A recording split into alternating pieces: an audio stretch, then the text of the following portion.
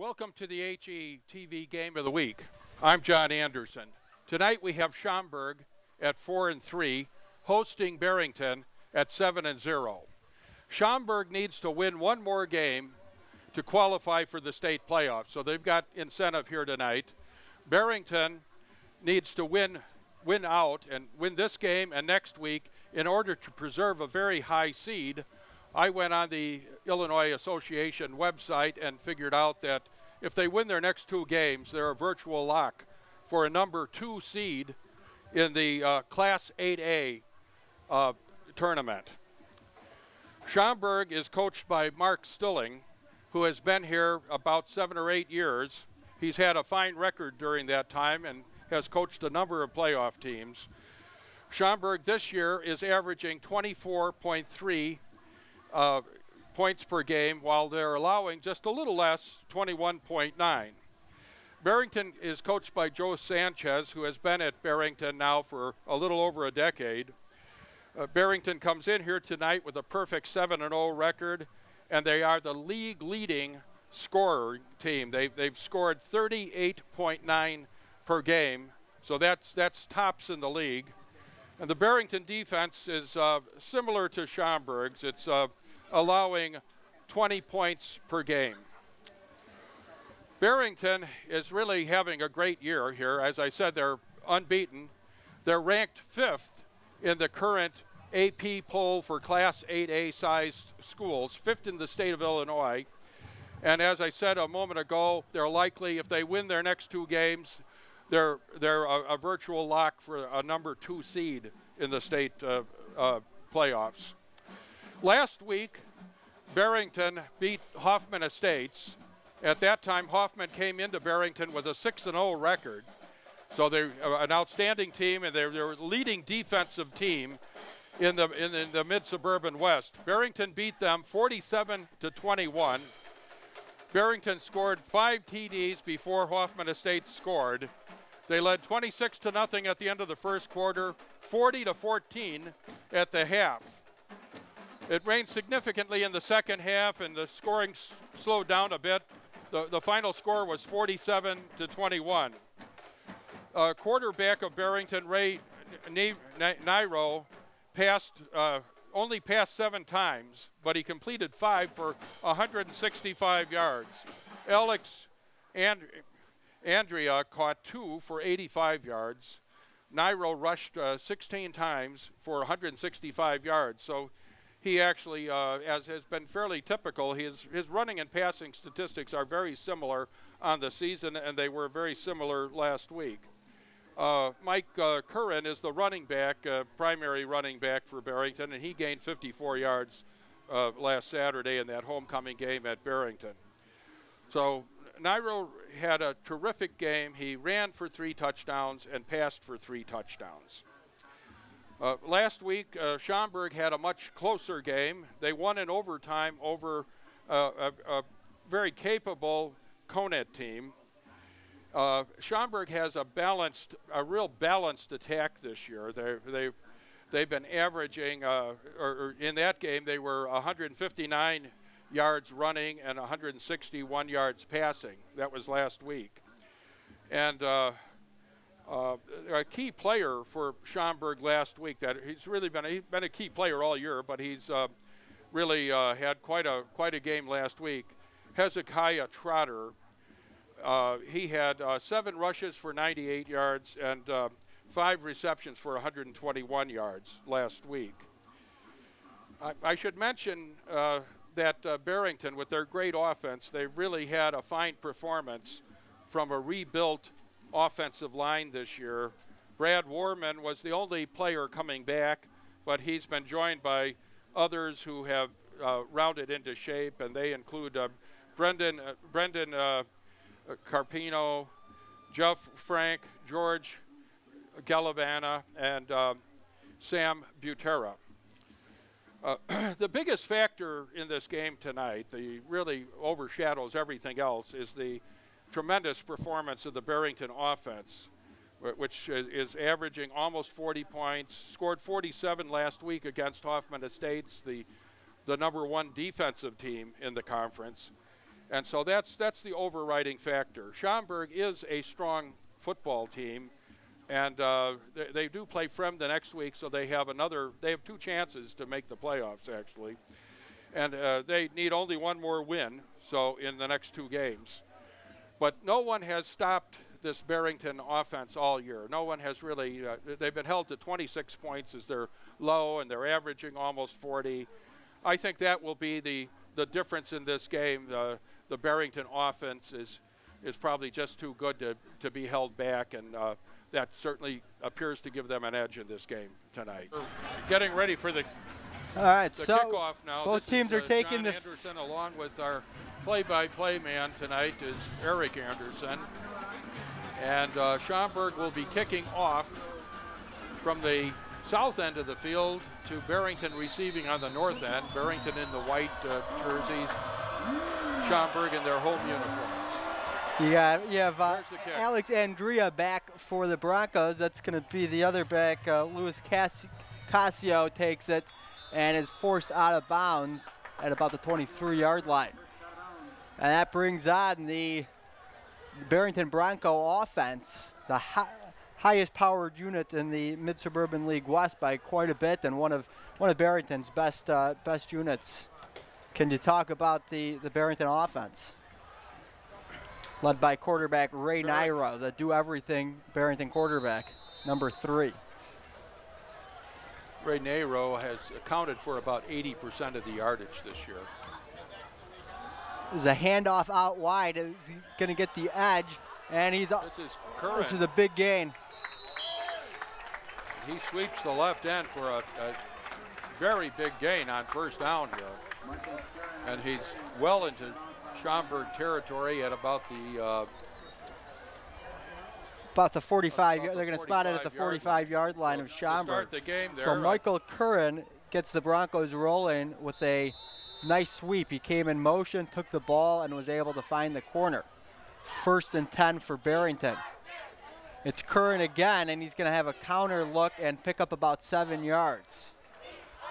That's that rebuilt offensive line. Barrington had quite an offensive line last year and went into the playoffs, and they had a terrific season. They had some injuries in the playoffs and lost to eventual state champion. Most notably, Ray Nairo was out for the 2nd round loss against Maine South last year. This is a similar look. Curran gets it again going towards the west side of the field, and he's going to pick up a 1st down and move the chains. He gained about another 5 or 6 yards there. So that appeared to be a very similar play to the first play of the game. Not quite as successful, but enough to pick up the sticks. And Barrington's back at the line of scrimmage, not huddling, moving quickly. Play number 4 already, and Nairo hasn't called his own number yet. Barrington will run the ball quite a bit more than it passes, and that's true so far tonight. This is up the middle for roughly about 5 yards. I did not get. That was not Curran that time, but about a 4-yard pickup for the Broncos. So far, Nairo has been handing off, but he distorts the defense. They've got to keep an eye on him, and it does open it up for others. Here's a swing pass. A backwards pass to Curran. He's going to make a move, make a guy miss, and pick up a short gain, 2 or 3 yards. Kind of a risky play there. A backwards pass that was caught in this case, but does open up the opportunity for a turnover. That would have been a live ball had it been missed. Okay, here's 3rd and 4 for the Broncos. Curran back with Nairo. This is going to be Nairo running for the corner. He's going to have the 1st down, about a 7-yard pickup. Without much trouble, and he's down inside the 20-yard line a little ways. Nairo took the snap and didn't waste any time. Went straight for the 1st down sticks. He's got tremendous acceleration.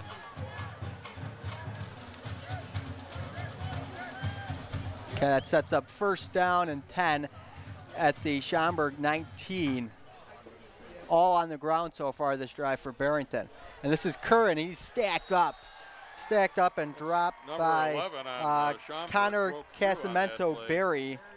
got into the Barrington backfield and dumped Curran for about a 6-yard loss. Junior linebacker, 5'11", 174, just broke right through. That's Barrington's first negative play of the game. Brings up a 2nd and 15. Nyro's going to pass for the first time. He has a one-on-one coverage, and that's caught. Excellent catch in the end zone. It's Jake Parsons for Barrington. Jake Parsons out-leapt the defender for an excellent catch, one-on-one touchdown, one-on-one coverage in the end zone, and that puts the Broncos on the board 6-0 with a second less than 9 minutes left in the first quarter. What a catch. The receiver really had to go up in the air for that one. Yeah, that was a play where Barrington was able to get one-on-one coverage. Nyro threw a catchable ball, something where his receiver had to go out and make a play, and Jake Parsons did just that. PAT is up and good. I know Barrington has opted to go for 2 fairly frequently this season. Is that something that you expect to see tonight? Barrington going for 2 after touchdowns. Well, last Saturday they were going for 2. I understand their kicker was injured, and so they went for 2 almost every time. I think they did kick 1 conversion point toward the end of the game, but most of the time they lined up and went for 2. So Barrington with an impressive drive. They lost yardage on 1 play, but otherwise they were moving forward, and mostly runs, almost all runs. A pass at the end of to complete the drive. 1 little swing pass along the way, which was really a lateral, I guess. Yeah, but technically that would go for a rush. So I think that that drive was 3 minutes, 75 yards. Only 1 pass, the 25-yard touchdown pass to Parsons. And that was the last play of the drive. And the quarterback, Ray Nyro, carried the ball just once for about a 6-yard first down run. And this is a reverse coming to, this is going to be Trotter. Or sorry, my mistake. This is Here's 23, Trotter. Connor Abel. He has some room to the west side and taken down on the Barrington side of the field. And he starts off tonight with return of this kickoff. He's into Barrington territory with that return. That was about the 48-yard line. He had a terrific week last week. He was easily the key ball carrier and receiver for Schaumburg. This is Marcus Ross is getting the start for Schaumburg at quarterback tonight. He came in late in the game and engineered a comeback win last week against Conant. And he dumps it out. This is Terrell Anderson on the swing pass, and he's going to pick up only a couple of yards before being taken down by Grant Leichner and a host of other Bronco tacklers. So the starting quarterback for Schaumburg, quarterback making his first start, Michael Ross. He's a junior. He had been playing wide receiver.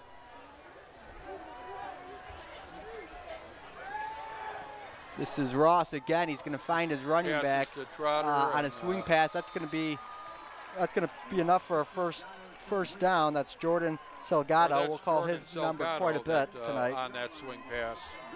And he was a leading rusher for Schaumburg last season, and he's having a fairly good season this season as well. And this is going to be the quarterback keeper Ross.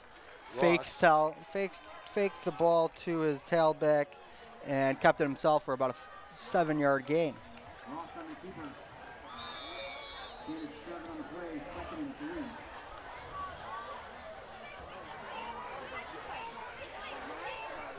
Pistol formation for the Saxons working on the Bronco side of the field. This is Salgado up the middle. He's going to have close to first down yardage.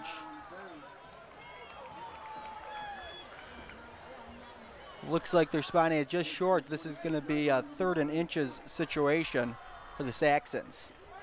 They like to run out of the shotgun. We'll see if they go to a tighter formation in the short yardage play. Right at the moment, I don't see Trotter on the field. Yeah, that's Hezzy Trotter. The jump pass. This is going to be a touchdown for Schaumburg. That's Marcus Ross to Terrell Anderson. He got by. Barrington got caught in a stacked defensive formation, and the 6'1" receiver got behind everybody. He was wide open and went uncontested into the end zone. And the Saxons are a PAT away from tying this ball game.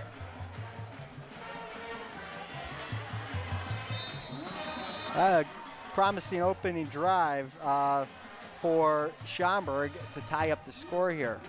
It took just 2 minutes off the clock.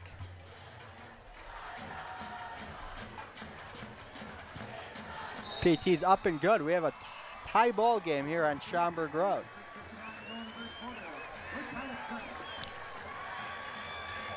So with Marcus Ross making his first start, he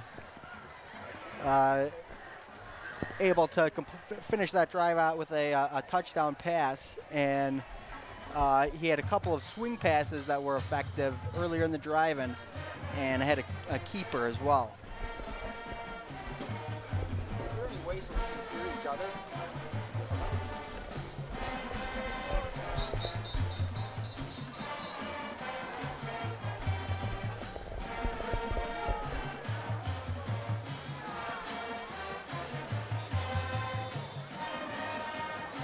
Well, an impressive drive for Schaumburg. They're trying to make the playoffs here. One win away from a playoff berth.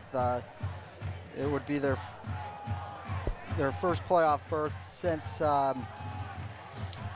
15.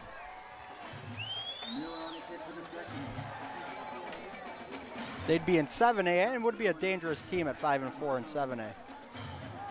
They have Frem next week.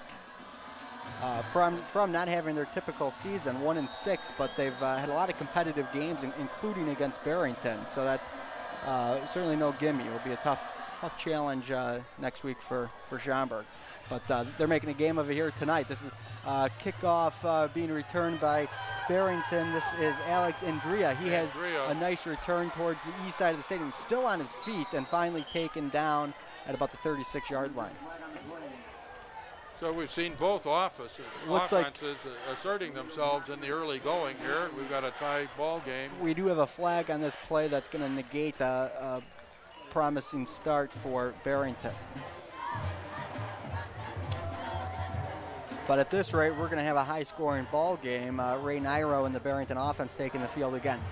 John, can you make the case for Nairo to be the player of the year in the area? Well, certainly. He's just been outstanding. He leads in rushing for the greater Herald area, and he's number 2 in passing. He's some distance behind Colson of Hoffman Estates in passing, but he's way out in front. This is going to be handed off to Curran again, and he works up the middle for a short gain, roughly about 4.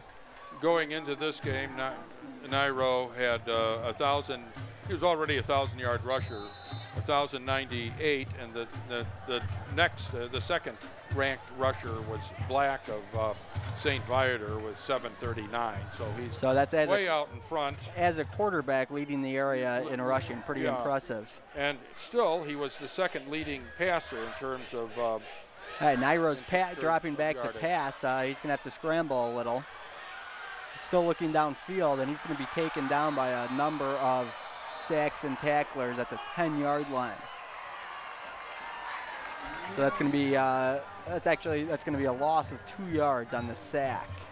So Nairo was looking to pass but couldn't find anybody, and Schaumburg was able to get back there and not let him break free. So this brings down atypical situation for Barrington, 3rd and 11, backed up near their own end zone due to the penalty.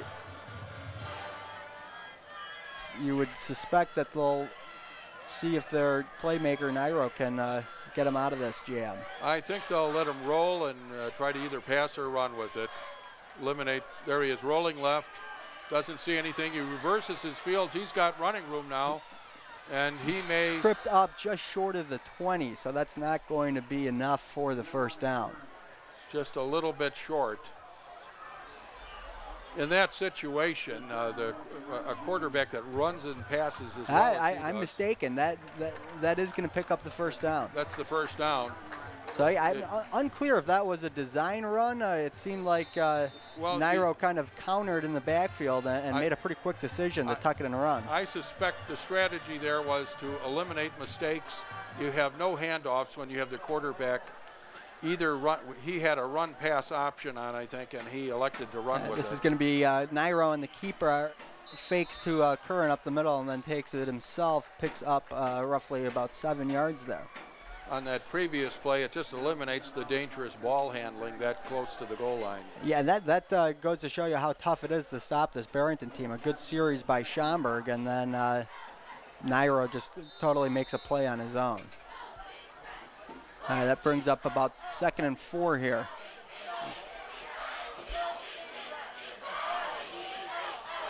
Backwards pass. This may be a fumble here.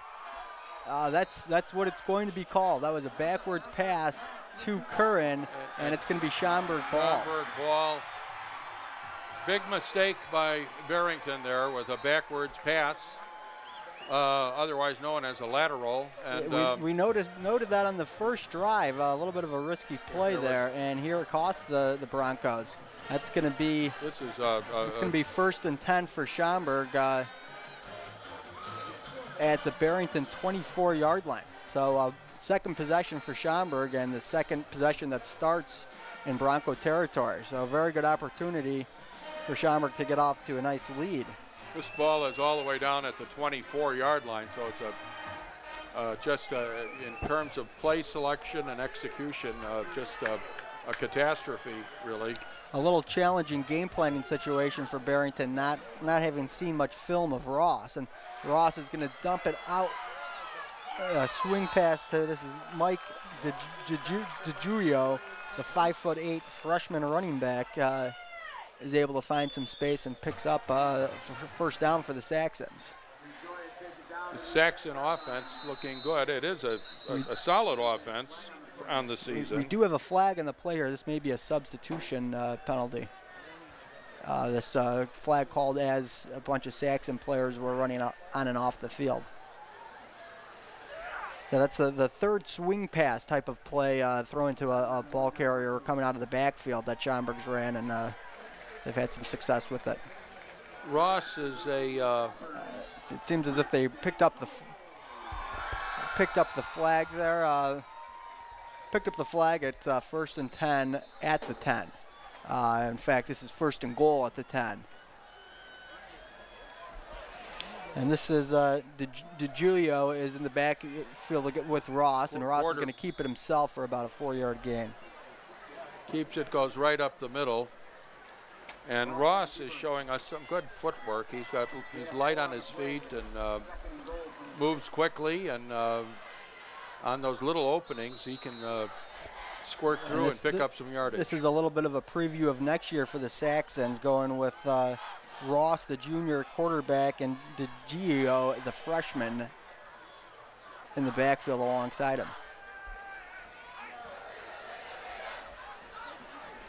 A lot of good amount of youth on this Schaumburg team.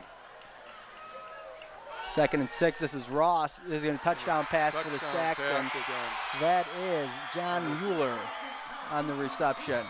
Schaumburg takes the lead, something that hasn't happened to Barrington much this year. That's a quick slant pass. It's a well-thrown ball, and Schaumburg takes advantage of the Barrington error to take an early first quarter lead. Oh, this Schaumburg offense, a little bit different look personnel-wise. They're off to a very good start. What do you think? Well, I think Ross in there at quarterback, he's light on his feet. He throws a good pass, and he's doing quite well and making a difference. Now, this drive, of course, was a short drive, but still you have to go that tough. So was that a miss PAT? So keep an eye on that. That keeps the score at 13 to 7 here. They missed that one. It just So one other note on the Schaumburg offense is that we haven't seen number 3 Hezzy Trotter out there at all. I'm not sure what the situation there is, but he's been a really big play guy for the Saxons this year in the return game and as well as wide receiver. He's also a junior, much like Ross at quarterback is.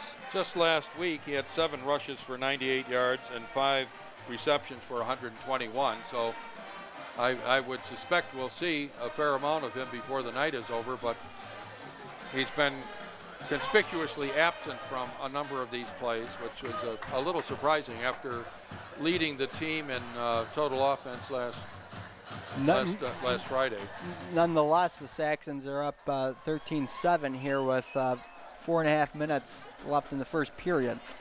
Casio and Andrea back deep for the Broncos. If this keeps going, we could have a tremendous total score here tonight, combined for these two teams the way they're going. They're both moving very well. Yeah, not a situation. Barrington's this kick is going to go out of bounds and give Barrington nice field position.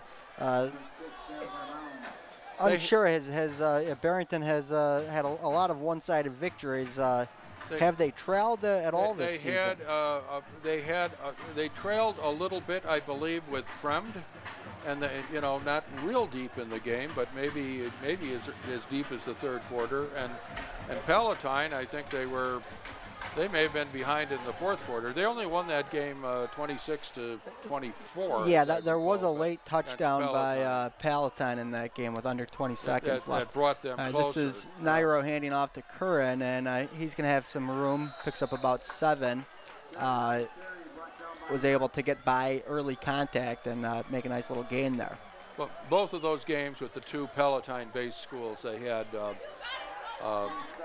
some tightness throughout much of both of those games. Yeah, certainly a big win against Palatine. That was their first win over Palatine. I think it was 5 straight, and Palatine had won the league the last 3 years.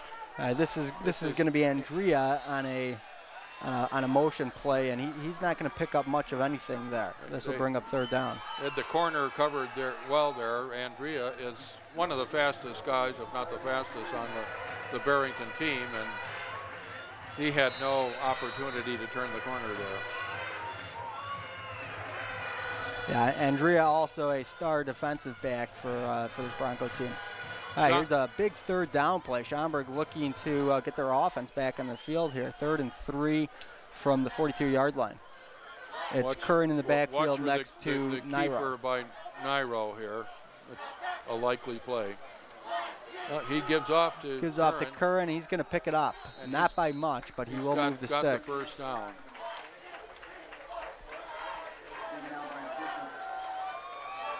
So it seems like Curran has had a lot of success tonight so far, both up the middle and on sweep plays. This Barrington team looking to go 9-0 for the first time since 1998. That was Al Cameron was the head coach then. Coach Sanchez has had a good number of 8-1 seasons, but never the perfect 9-0. This is Nairo on the keeper. He jukes a couple of defenders, but it's going to be taken down for a big loss. Back at the hit hard as he's brought down 35-yard line. Bronco supporters want a late hit. There were several Saxon tacklers in on that play. So really this Schaumburg defense has played very well outside of the opening drive. Forced a turnover and have made they've limited the big play from Barrington, which they've had so many of so far this year. Putting pressure on Nairo, really. Look, Nairo's going to look to pass. Now he tucks and runs. He has room. And he's going to have a nice gain out to about midfield. So he gets back what he lost in the previous play plus about an extra 5 yards. But that will bring up about a 3rd and 6.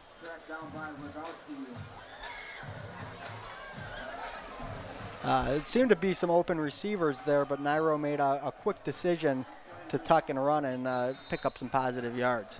When he does that, it is very difficult to drop him for a loss. All right, here's another big third down play. Nairo with Curran in the back. Right. Nairo looking to pass. He's going to tuck and run. He has some space, and he's going to pick up another first down. He scampers in there, just tremendous footwork. Was able to accelerate and maneuver around a couple of defenders there and pick up that first down. Yeah, that's a handful for a defense. He can, Nairo can pick up 10, 15 yards on a scramble and really kind of makes it look effortless. So we're into Schaumburg territory. Barrington looking to take the lead here.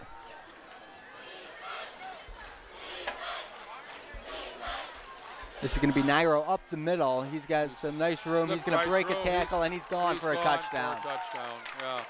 He slipped through there. They worked the outside with Curran and worked the outside with Nairo, and he popped it right up the middle. There was no one there. Somebody vacated and went after a fake and left the middle open, and Nairo took advantage of that, and we have another touchdown for Barrington. So that ties it up at 13-all with just under a minute left in the first quarter.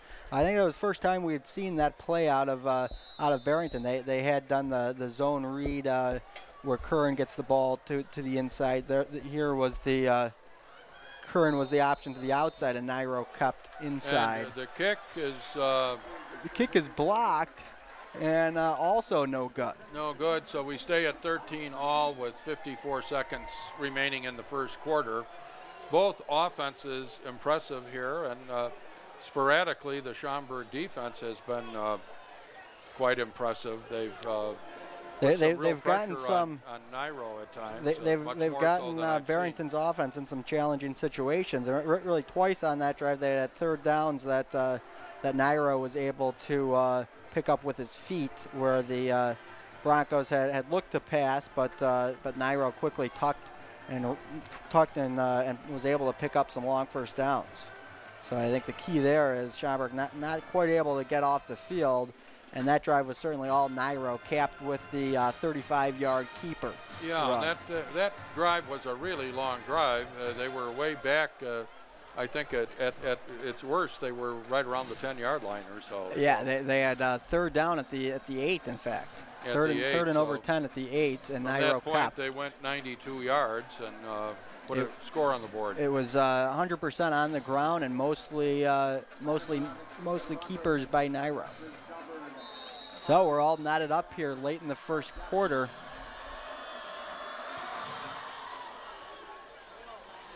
This is Anderson on the return for Schaumburg, and he's going to be taken down at about the 27-yard line. And no Hezi Trotter out there. He's returned 2 kicks for touchdowns this year. So I wonder if there is an injury there. It could very well be it could be an injury. He did some heavy-duty ball carrying and receiving last week, and may have sustained an injury toward the end of that. Although we did see him out there just a little bit. We saw him return a kick real well. No, that wasn't Trotter. Wasn't Trotter. So yeah, we haven't seen him yet. We haven't seen him. So but yeah, he was a key part to the Saxons' overtime win over Conant last week. We got a completed pass here for about 8 yards. We also have a flag in the play in the area of holding. There's a flag in the backfield. Holding on Saxons. Yeah, we'll be holding and negate a nice gain. That was Ross. I believe he had number 1, Terrell Anderson, listed at 6'1", 179, but say he looks a little taller than that. Senior receiver.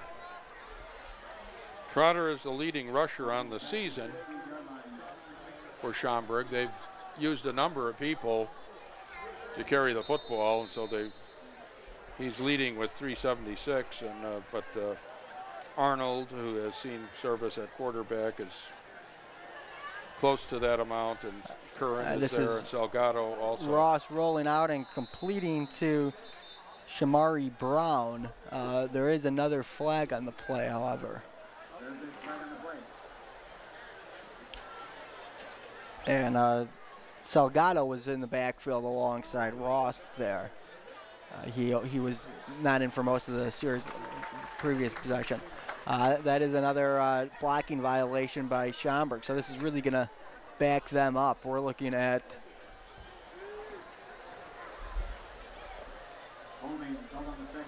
first and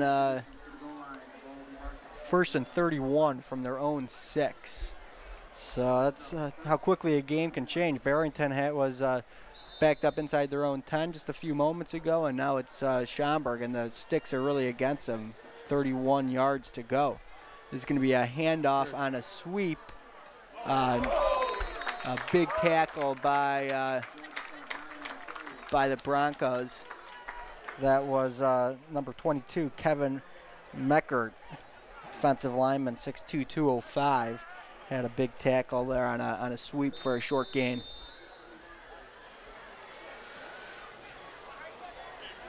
Both of these teams using a spread offense like that's going to be the last play of the quarter. Almost probably 95% of the high schools today using that formation.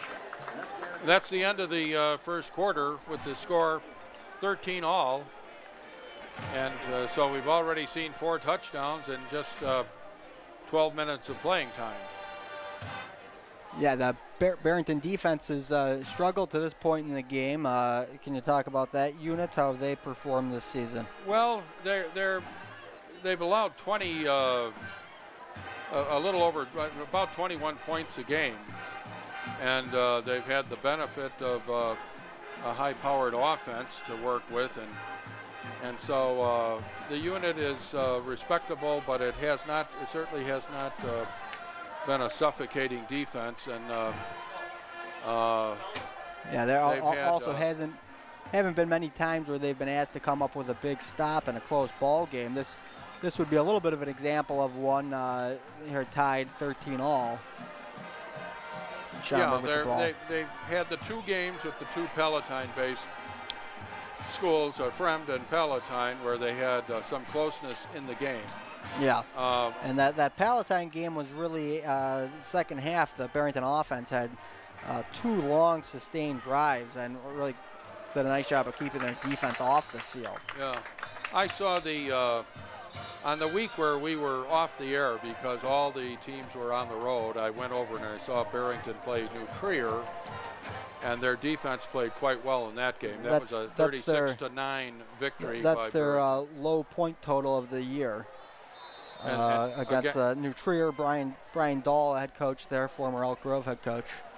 And a good New Trier team.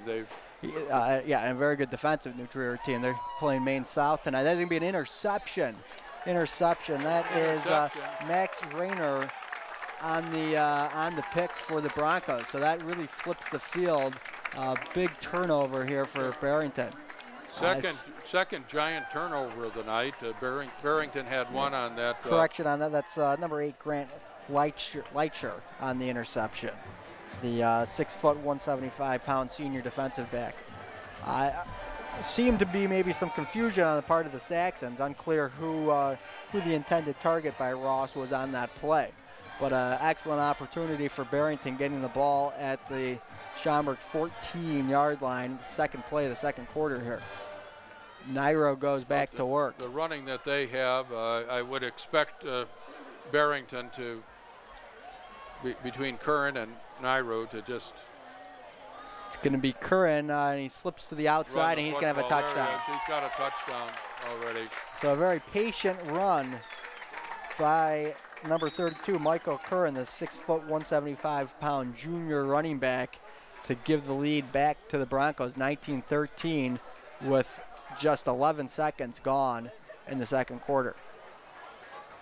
So the key turnover by Barrington gave Schaumburg a brief lead, and now a critical Schaumburg turnover. This time the Ross interception to Leitcher puts Barrington back on top. I would say Curran is running a little better than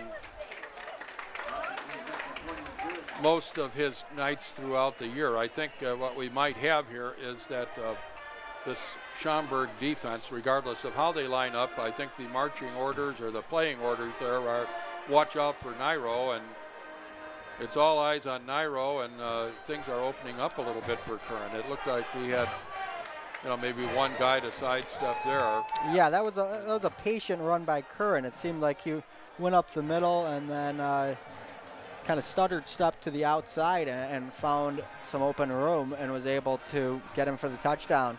The PAT this time was good for the Broncos, so that puts us at a 7-point advantage, 20-13.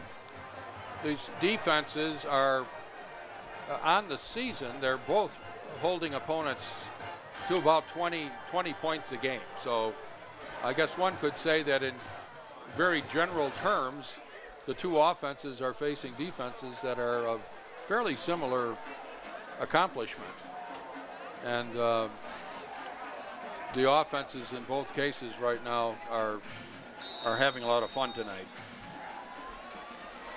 Yeah, just about all of Schaumburg's games have featured scores by both teams, roughly the 20s. It's a short kickoff here. Short kickoff by Barrington, and he'll be taken back. Another good starting field position for Schaumburg at about the Barrington 40-yard line.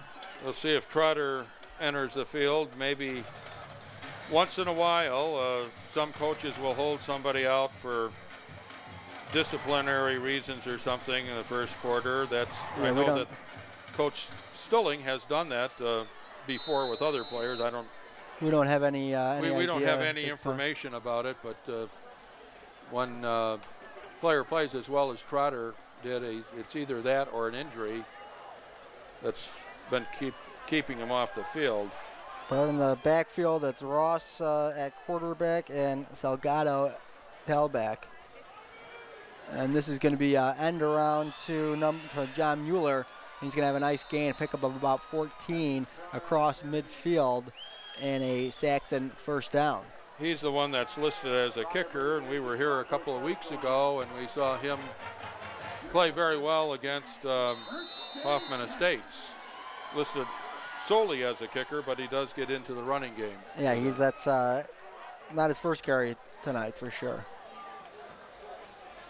All right, here goes Ross and the Saxons on Barrington's side of the 50, and this is going to be the tailback for a nice twisting gain inside the 30.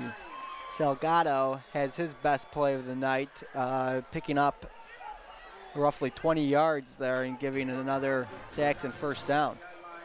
We're just Schaumburg moving quickly, already up to the line here as quickly as the chains can get set. They're ready to run another play. This is going to be Ross on the keeper, and he's going to pick up about 5 yards, maybe less.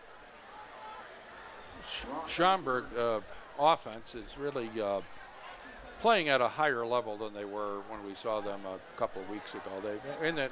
They played pretty well that night, although they basically they scored half their points on pick sixes that night, so they scored more like 14 against Hoffman offensively. Tonight quarterback Ross, really similar in stature to the former Saxon QB Stacy Smith. This is another big gain for Salgado down to roughly the 3-yard line of Barrington. So he took that handoff, was able to go around the end, and Saxons are threatening once again. So after the interception by Ross, Saxons have put together a nice drive on the ground. That's two big runs by the senior Salgado, and also another running play by the wide receiver Mueller. Led them in rushing last year, and having. This is Salgado up the middle. He's initially stopped, but turns, still moving, taken down. It's going to look like it's going to be 2nd and goal from the 2 or 3 yard line. Ross really gives them another running back. He can really turn up the speed. And yeah, and the quarterback that he's replacing, Deontay Arnold, was also a running threat. He was a bigger quarterback at 6'3", 211, where Ross is 5'9", 178, more of a Stacy Smith size. Stacy Smith, of course, was the quarterback back in 2013. And this is going to be Ross on the keeper. It looks to be into the end zone for the Saxon touchdown. A touchdown there. a tremendous forward push from that Schaumburg offensive line on that. They really just pushed Barrington backwards there. Yeah, so an impressive drive and PAT away from tying this thing up. So Barrington scored with 11. So this was under a 2-minute drive for Schaumburg. With the kick here with 9:34 remaining, well, we'd have 40 points scored in this game. No. PAT's good. We're all knotted at 20 with a lot of football left. 9:34 in the second quarter.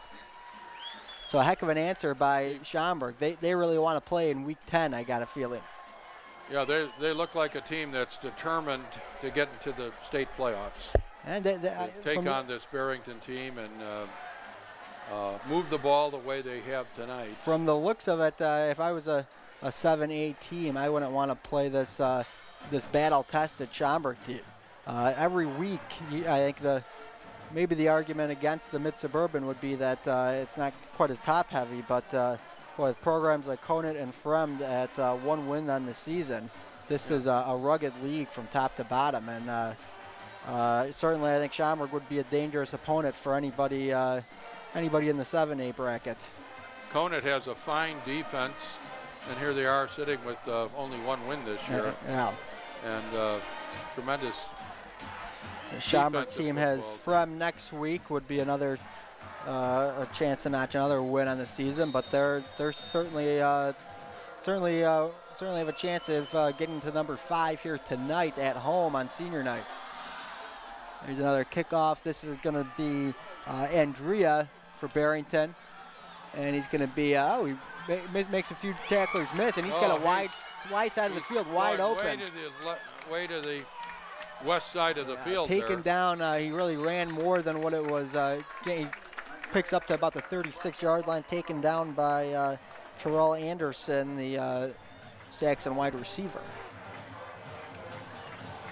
So an elusive run by Andrea gives the Broncos reasonable field position here to try to get the lead back. Now Barrington with four receivers in a group, way to the right and one to the left and 4 in a bunch. They go the other direction, and this is going to be a completed pass for about a 7-yard pickup. So yeah, interesting formation, was more of a decoy on that play. And Barrington, they've done most of their damage on the ground tonight, but on 1st and 10, they go to the air. And they're on 2nd down, they're back into this 4 wide out on the wide side of the field look, and Nairo is the single back. Now they go towards the 4 receivers look, and this is Gagne for a nice gain behind those 3 other receivers as blockers. Picks up about 15 and gets into Saxon territory. Johnny Gagne, the 5'9", 140-pound senior. He threw a touchdown pass to Nairo last week on homecoming for the Broncos. That was one of the better executions of that quarterback as a receiver play. This is going to be Curran up the middle, and he's stacked up for maybe a slight loss on the play. I think that may be the first time that the Saxons have gotten him down for negative yardage tonight.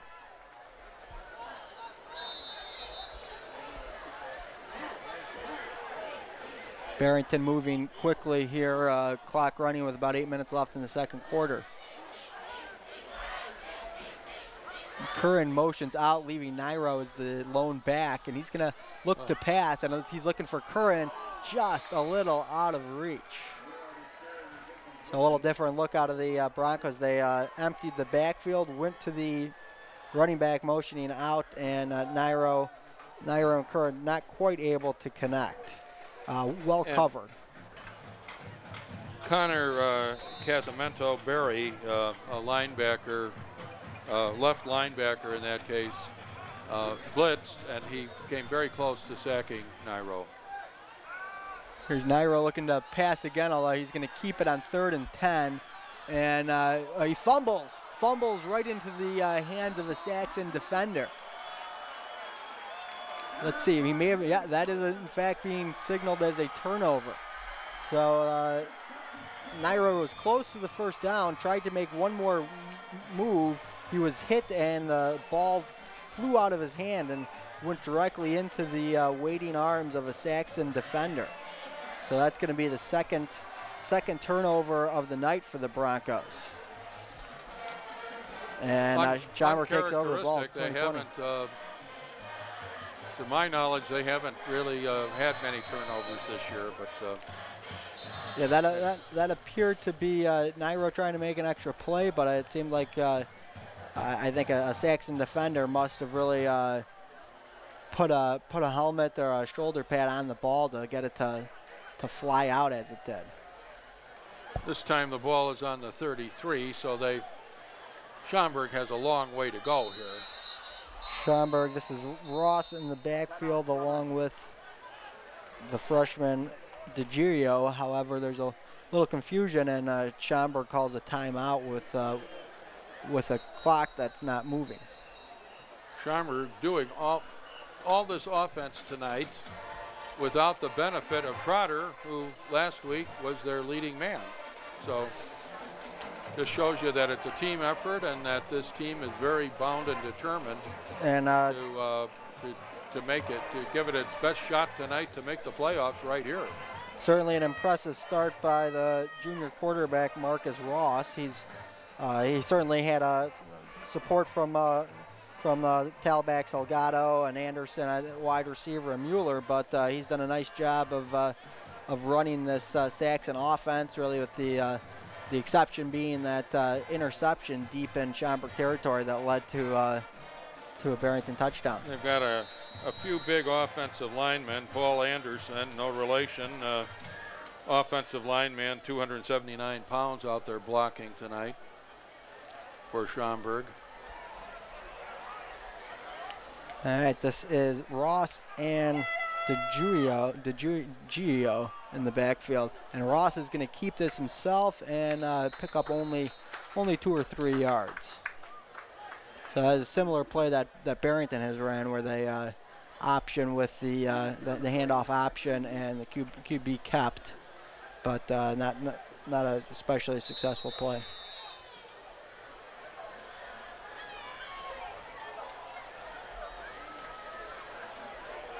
Now Schaumburg with three receivers right.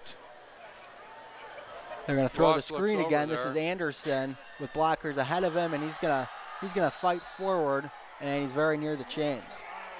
Oh yeah, Anderson listed at 6'1". I would really say he's got to be a little bit taller than that. He's a lengthy receiver that's hard to bring down when you get the football in his hands. That's Tyrell Anderson. We've got a lot of Andersons tonight, both in the press box and on the field. Paul Anderson, an offensive lineman. Tyrell is, like as Eric just said, he's listed at 6'1", but looks a little rangier. The officials time out. I'm not sure what's the case here. I think they're looking to measure. So Anderson was marked down just short of the yard to gain, but the officials are going to take a closer look at this. So at 6:41, we're still 20 all. 20 all, Schaumburg nearing midfield. So really impressive showing, I'd say, on both sides of the ball, but especially the offensive side for Schaumburg. Yeah, the offense was expected out of Barrington, and Schaumburg, which has had a good offense this season.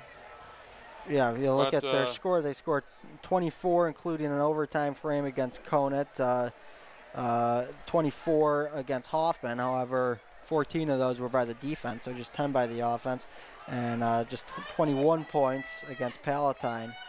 So this is certainly one of their better performances on the year, especially considering the 7-0 record of their opponent.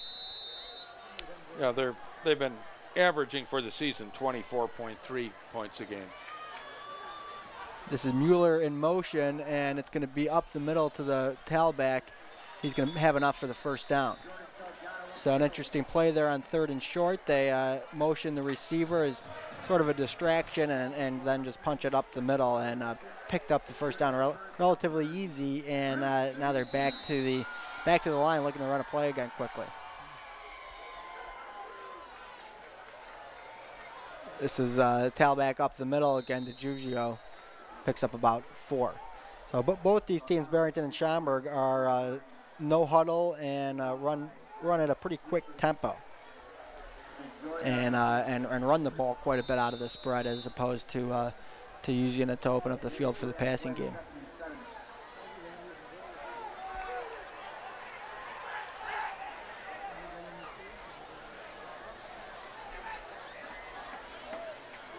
Offsides here by Barrington, a blitzing linebacker.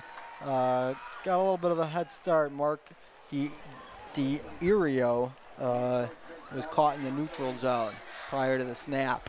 So that'll give Schaumburg about a 2nd and 2 or 3 here. But that's some very athletic wide receivers for Schaumburg. They have Shamari Brown's 6'3", 194, big wide out, and then the Mueller, listed as a kicker, is a pretty good sized receiver as well. Here comes Mueller in motion, but it's going to be Ross looking to throw, and he fumbles it himself. Unclear if that was knocked out by a defensive lineman or not, but nonetheless, it's a fumble, and it looks like Ross was able to get back on top of the ball himself, and will set up a 3rd down. So Schaumburg was taking advantage of 2nd and short to try to pick up a big gain through the air, but the fumble sets him back about a yard, and we're looking at key 3rd and 3 here with 5 minutes left in the 2nd quarter. The ball just a few yards onto the Barrington side of the half, 47-yard line. And this is Ross with number 25. My mistake. This is Salgado is back in there, the senior running back with Ross, and it's key play. Schaumburg is Mark Stilling's gonna call a 2nd time out of the half for Schaumburg. So this is Mark Stilling. This is his 13th season at Schaumburg, and he's had I believe it's 7 playoff appearances. A little better than every other year, and excuse me, 6 playoff appearances. 6 appearances, so. And the last of which was in 15. And he's only the 3rd coach ever here at Schaumburg. School opened in 1971. These two programs are kind of linked in Mid-Suburban League history. They played in back-to-back state title games, Barrington in 98 and Schaumburg the following year in 99, both coming up on the short end to DuPage Valley teams in those state championship games.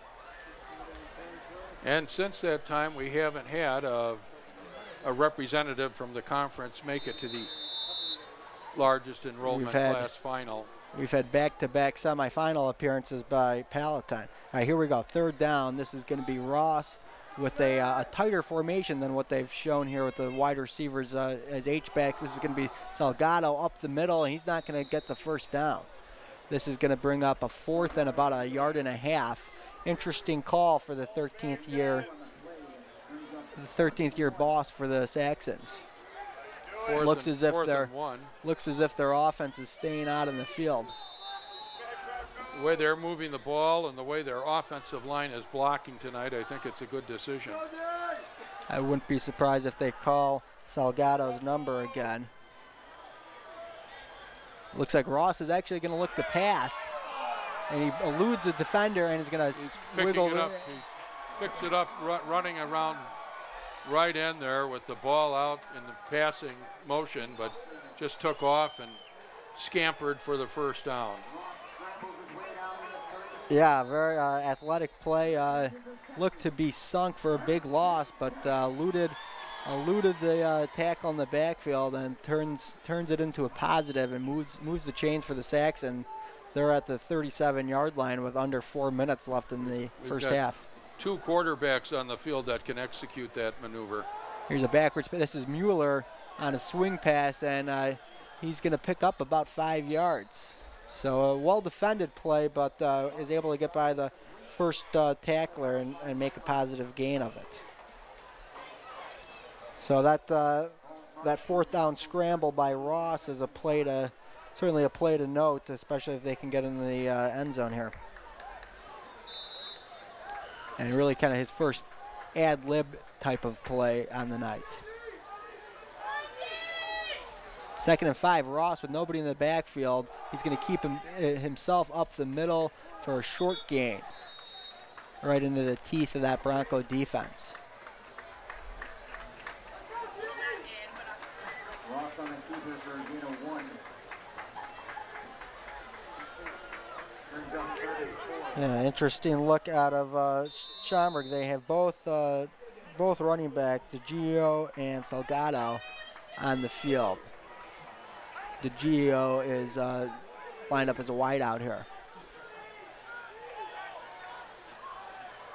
3 receivers to the west side of the field. Ross in the pistol. He's going to look to pass, and he's taken down by Steve Latimer, the outside linebacker for the Broncos, and assisted by a couple other tacklers. This is going to bring up 4th and about 9 at the 34-yard line. So too long to attempt a field goal, too short to make sense for a punt. So the Saxon offense is going to stay on the field. It's right in that never land where the only thing sensible is to go for it. 4th and 7, another key 4th down play. It's going to be Ross looking to pass. He's going to try to keep it. He does air it away. There's contact, but the ball sails well over the head of the Saxon receiver, and no flag thrown. Contact appeared to be incidental. I have to say that that's a reasonable call. Barrington will take over with we're down to just under 2 minutes. 1:58 in the first half here. So that's one of the few defensive stands on the night that wasn't the result of a turnover. In fact, that may actually be the first turnover on downs of the night. So that's our first drive that did not end in either a touchdown or a turnover. And Nairo is going to keep it himself up the middle, and he's got a big gain here. Slips the tackle. Away. He's got one more man to beat, and is he's taken all the way down. down to about the 22-yard line. So that's just like that. The field is turned quickly by Nairo and the Broncos, and with minute 47 left, just like that, they're at the 30-yard line. If he gets the 20-yard line of the Saxons. Any opening whatsoever, and he can sidestep and break. He's strong. He pulls out of the tackles. Yeah, there really didn't look to be much of an opening there, but nonetheless, Nairo breaks it for a big gain. Here he goes again. A storm of Saxon ball carriers are eluded, and another nice pickup by Nairo. A little bit of an off snap there disrupted the timing of the play, but still about a 12-yard pickup or so. It's a 5-yard pickup to the 15, second and 3. 2nd and 3, about so we'll call it a 7-yard pickup. So ball on clock stop due to 15. Ball carrier getting out of bounds. This is going to be Nairo again, and he's goodbye. Or just about. He is in the end zone. Yeah, he is in the end zone. So perhaps not surprisingly, when the going gets tough for the Broncos, they call number 3. He carries the ball on 3 consecutive plays, and just like that, it is roughly a 70-yard touchdown drive for the Broncos. Who says you have to pass to score quickly? So Barrington takes the lead, 26-20. Lightning fast running the football. PAT is up and good. So a back and forth game points. here. Nairo right now with the upper hand, and Broncos take a 7-point lead, but still time for the Saxons. Both teams in this first half are closing in on their season averages for scoring.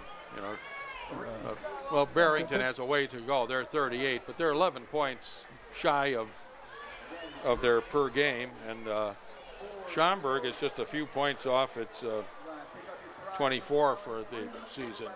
Impressive drive by Nairo there, showing off the really difficult to stop combination of speed and power and decisiveness. When he makes a cut, he can really turn on a dime and get up to speed quickly.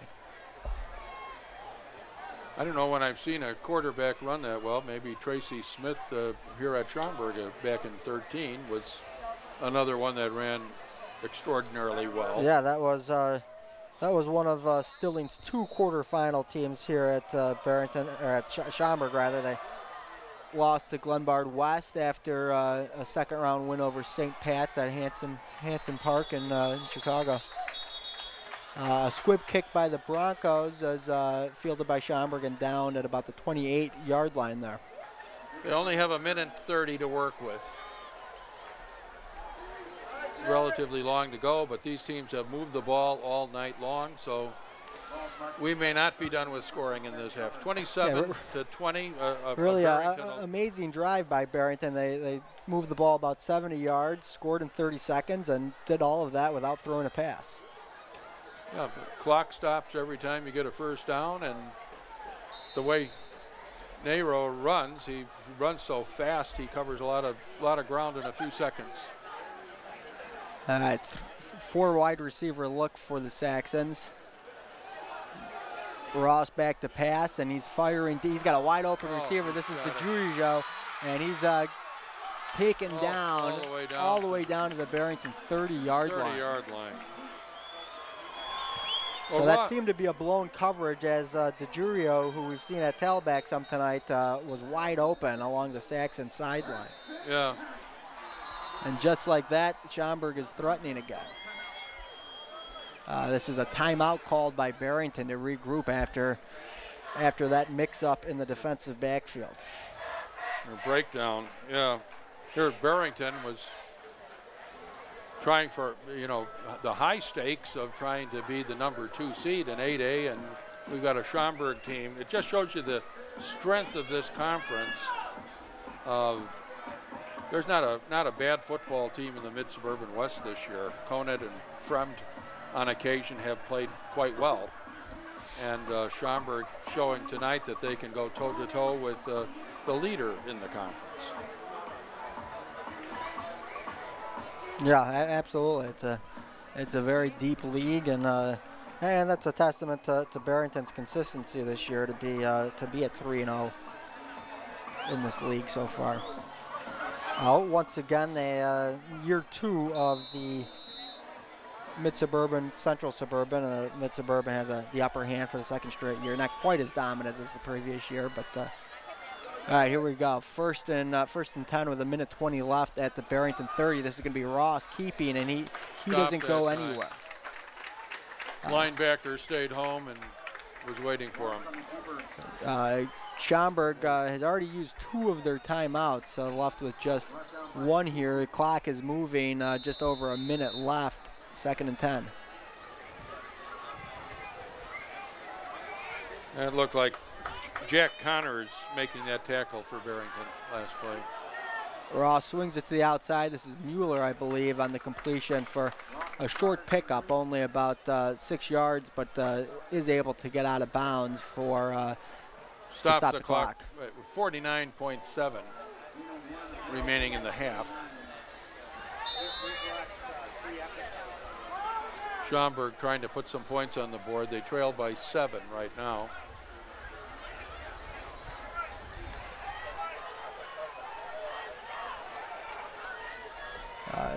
Schaumburg will get the ball to start the 2nd half here. So this is Ross again looking at the swing pass, and this is going to fall to the turf for no gain.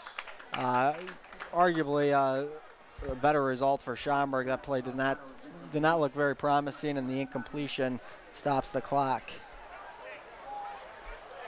So this is 4th down. 4th down and 9 for Schaumburg.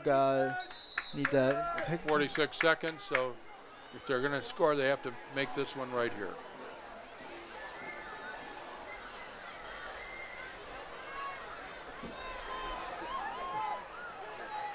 Three receivers left. Here's Ross looking to Ross his right. airing it out to Mueller, and that ball is thrown a little wide of the sideline and unable to make a play, and that turns it over on downs back to the Broncos with just 40 seconds left. Nairo can run it or air it out here, and so after the gaff and the big passing gain by Schaumburg, the Barrington defense holds up and forces the turnover on downs. We'll see how aggressive the Barrington offense here is here with just 40 seconds left and a lead.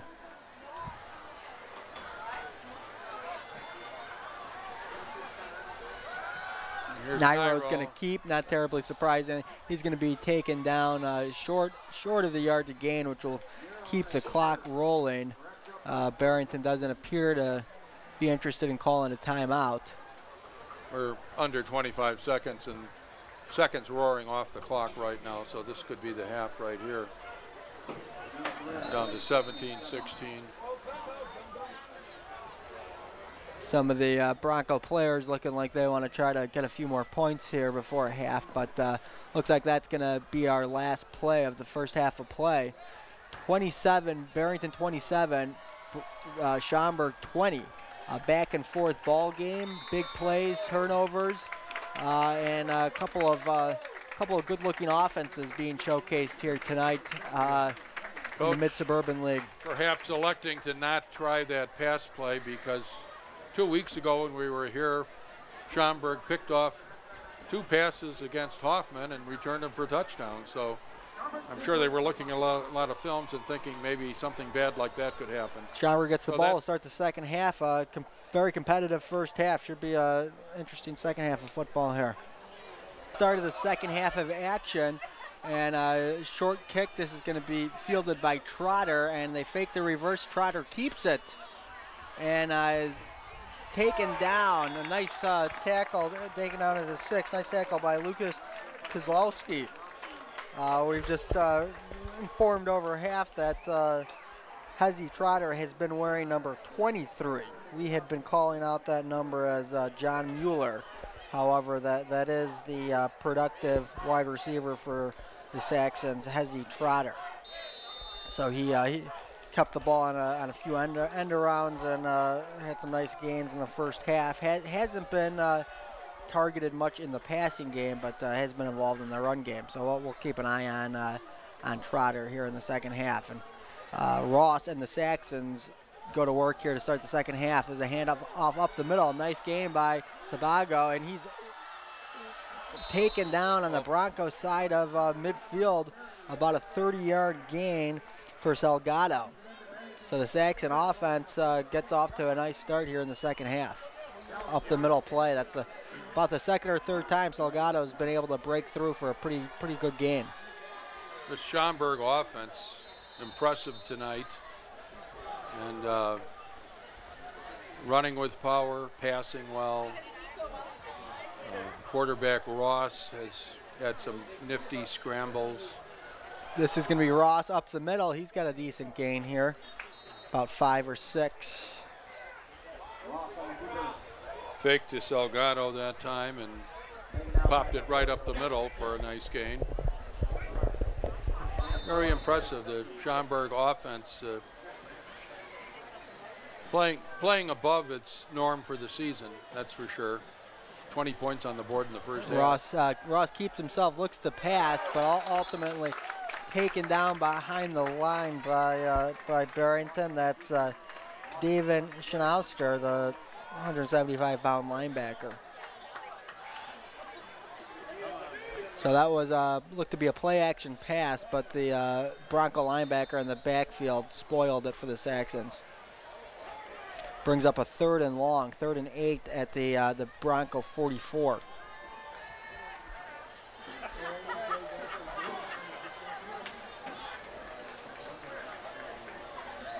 A regular shotgun look with Salgado next to him. Trotter comes for the sweep, and he keeps it, and he's going to turn upfield. A good gain, but not going to be enough for the first down. A little bit of an interesting down and distance here for the Saxons. We're looking at about 4th and 4 from the Barrington 40. Looking as if the offense is staying on the field. I think that play call, conservative play call, running Trotter, was an indicator that they were looking to go for a 4th and reasonable here, and that's just what they're doing.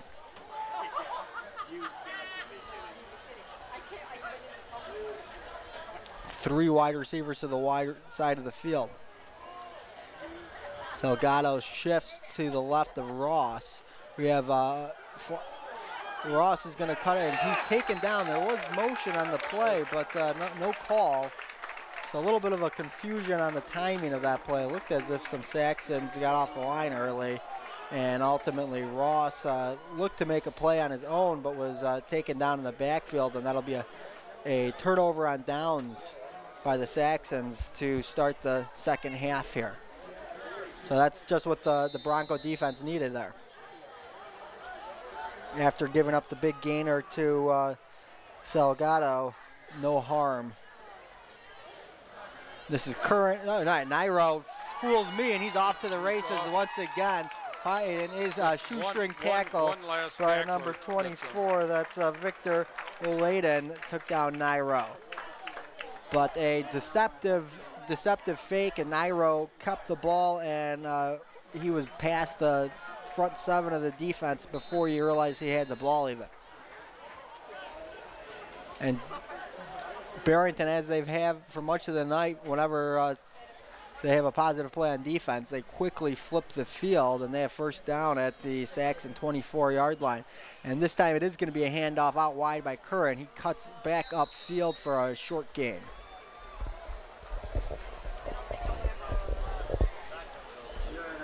Barrington offense has been potent all night. It's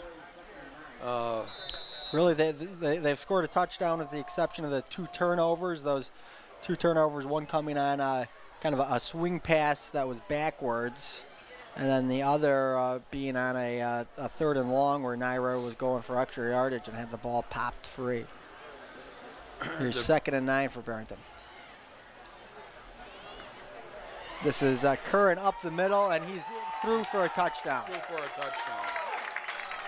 So the Saxon defense was looking Nairo up the middle to Curran. He made one move to his right and ran almost untouched all the way to the end zone. And just like that, Barrington turns this into a 2-score lead about 3.5 minutes into the 3rd quarter of play. So 2 big running plays key the Bronco touchdown drive, one by Nairo and the touchdown one capping it by Curran. Kick was low, but it's good, and so that makes it 34-20 favor of the Broncos of Barrington with 8:25 remaining in the 3rd quarter. We've talked about how this has been a very competitive Mid-Suburban West this year, and how the second half got started is maybe an indicator of that, where Schaumburg had a promising drive after a big run. They get stopped on 4th down, and the Broncos quickly answer with an impressive couple of long runs by their skill players, and have been able to build a little bit of a lead here for the first time tonight. A little breathing room for the Broncos, up 14. More evidence of the evenness of the conference at halftime. What was it, Palatine and Conant tied 7-all? Palatine and Conant are the 3-time defending champ against Conant, who was 0-9 last year, has just 1 win on the season, are tied 7-all at half.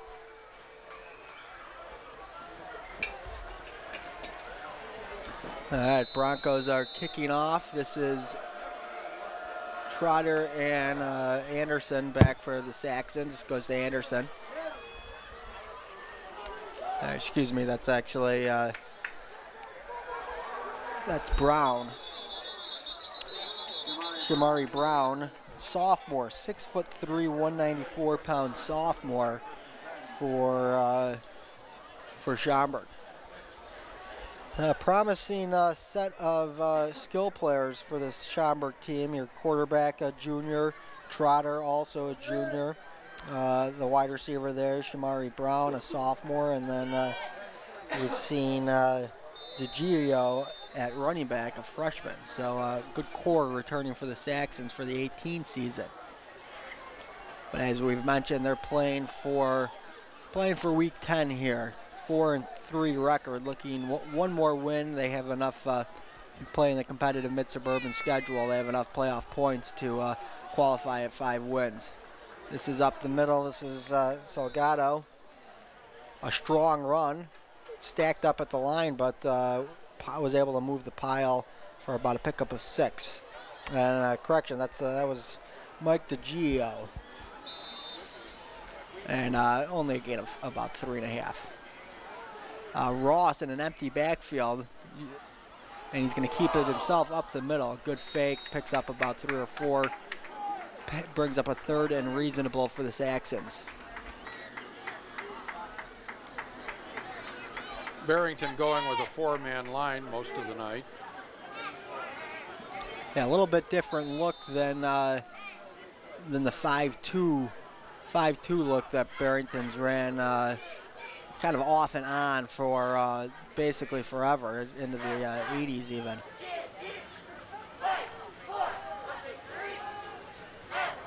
Third and 4, key play to stay in the game here for the Saxons. This is going to be Ross looking to pass, and he's got Trotter downfield for a nice gain. That's going to pick up about 17 yards and move the chains for the Saxons. So a nice patient play by Ross. He looked like he may have had room to run for the first down, but found his man, Hezzy Trotter, for a nice pickup and a first down.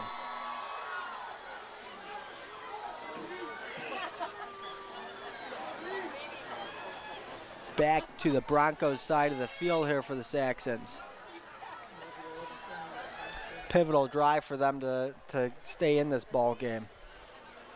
This is Trotter in motion. He's going to get it to the wide side. He has room. Can he get to the outside? He does. Turns the corner. And he's forced out of bounds at roughly the 30-yard line of Barrington, and that'll be another first down. And it looks like player down for Schaumburg. Looks like that's Terrell Anderson, the senior wide receiver. Number 1, yeah.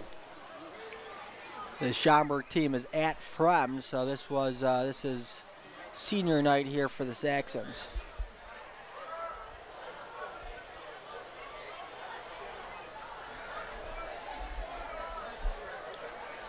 So with 6:35 remaining in the third quarter, the score 34-20 in favor of the Broncos. You have Terrell Anderson being attended to out on the field, and the pace of the game continues. Now we've got a total of 54 points on the board tonight. It's been really heavy on scoring. We're still yet to see a punt in this game. So deep into the third quarter, and neither team has punted yet. We've had a couple of turnovers on downs, and then I believe it's 3 total turnovers. Anderson's back on his feet and running off, so hopefully we see him back in this ball game. It'll be 1st and 10 at the Bronco 30 for the Saxons. Both these teams have quite a bit to play for, as we've mentioned. Barrington going for a 9-0 season. It'd be the first since '98 for the Broncos, and the first under head coach Joe Sanchez. He's had several 8-1 seasons. That in fact they've gone 8-1 every year, 2013 to 2016. This is Salbago up the middle for a nice gain, about 6 or 7. They're able to get good yardage on a lot of these up the middle plays, and Barrington looking to the playoffs, and they'll be in there, of course, having cinched it a while ago. They cinched it with their big win over Palatine in week 6. They were the first team in the state playing on a Thursday night to move to 6-0. First team to officially qualify, and that was a big win for in the Mid-Suburban League standings, obviously, as well. This is an outside run, and Broncos stack it up fairly well. Looks like that's a short gain or even maybe a no gain for the Saxons, and bringing up a 3rd and 5. Jordan Salgado, the senior running back, has had a very nice performance here. He's broken off a few nice runs and has been a pretty steady force on the inside run game for the Saxons. He ran for 910 yards last year, having another successful year as a senior. Looks like we're gonna get a false start play called on the running back I was just talking about. Jordan Salgado leaned forward prior to the snap. That's one of the very few penalties called so far this game, which actually is something that Schaumburg has struggled with a little bit this year, being a fairly heavily penalized team. Perhaps as the season's worn on, they've played a little bit cleaner here. But that's critical. Moves it back to 3rd and 10. Looks like it's going to be Ross trying to throw the ball, and he's swarmed under by a couple of Bronco defenders led by Davian Shinaster. And that sets up 4th and very long. We might see our first punt of the ball game now. 4th and 19 at the Bronco 39.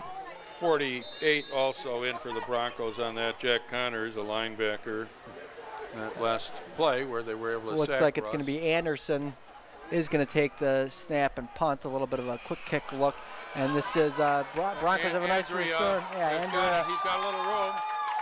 He's got 2 guys to beat here. And he's almost took it all the way. Nonetheless, a very successful punt return to the 16-yard line. There is a flag down at the 40. Do have a flag down, and we do have an injured Saxon down on the field as well.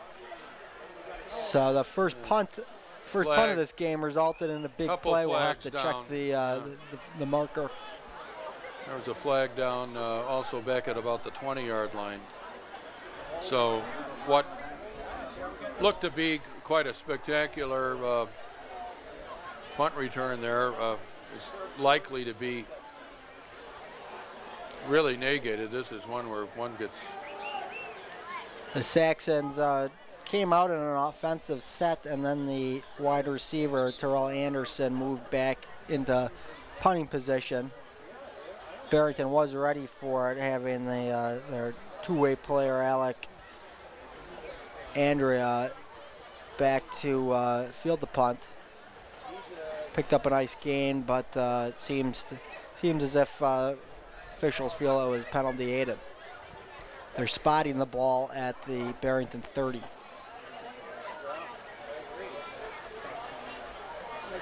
Tending to the injured Saxon here. Did not get a number on that. The other game happening tonight in the Mid-Suburbans, from Hoffman Estates. Hoffman has just one loss on the year, coming to Barrington last week. Looking to be one of their most successful teams. Number 50 taken off for Jalen Young, the outside linebacker, 200-pound senior, walking off on his own power. So see if he can come back later on in this game. But Hoffman Estates has a narrow 21-14 lead at half on Frem. Frem with a little bit of a disappointing year, sitting at just 1 win. Played a difficult schedule and lost a lot of close games, including a close game against this Barrington team on the heels of beating Brother Rice in the playoffs last season. All right, this is Nairo back at it at the Bronco 30-yard line, up for the first time with by 2 scores. He looks to pass. It's complete to the outside to Casio. He's going to make a move before going down for about a 7-yard gain. Well, if Barrington can score here, they can have the first substantial lead of the night. They've opened up a 14-point lead, and now they've got the ball again. Defense, while not playing perfectly this half, has been able to kind of bend and not break, come up with a couple stops on their own side of the field this half. Nairo passing again, similar play to Casio, and that's very close to the first down marker. I think they're blitzing a little more than they were in the first half. They've gotten a couple of sacks. Linebackers have been getting involved more. Seems like the passer. Schaumburg hasn't, their outside running game hasn't been quite as successful. That is going to be just short, so third and less than a yard for the Broncos. Nairo still in the shotgun, and he's going to keep it up the middle. It looks like he's going to fall forward and get it. Wasn't easy. Little hole there and fell forward. And looked as if he was tripped up for a loss, but was able to stagger forward for the first down. Slipped through. He finds very small holes and makes the best of it. In this case, he picks up the first down. So it is 1st and 10. We're under 3 minutes at left in the their third own quarter. 42-yard line. See if Barrington tries to slow down the pace of this game, given that their defense has been on the field a lot. They have a 14-point lead. A heavy blitz coming for Schaumburg, but Nairo finds Casio on the outside once again. Going to be a third time this series that he's found him. Going to be about a 8-yard pickup. Casio is another very fast player on the squad. I think he's a track man who excelled in track. And the full name on that connection is Ray Nairo III to Louis Casio IV. Got Here's some second and third. Legacy players out there. Here Nairo's going to keep it, and he's off to the races. He's off. And taken down just outside the 20. One guy had a chance, and he... Very good tackle by Victor Olatian. It's the second time we've called his name tonight on similar plays where he was asked to come up with a shoestring tackle to save a touchdown. Nairo does it again here. As it is, it's a big gain, and the ball is on the 25 of Schaumburg now. Nairo empty out the backfield there. Looking to set up a screen pass, and nothing there. The running back there, Nicholas Bogert's, not able to get set up properly there, and the screen went a little wide. Schaumburg defense not fooled by that at all. So with the 14-point lead, a little bit different looks out of the Barrington offense here. They've thrown the quick hitting passing plays, and then that screen was something we haven't seen out of them tonight yet. 2nd and 10. Nairo looking to pass again. Throws out wide. This is going to be a little too wide, incomplete.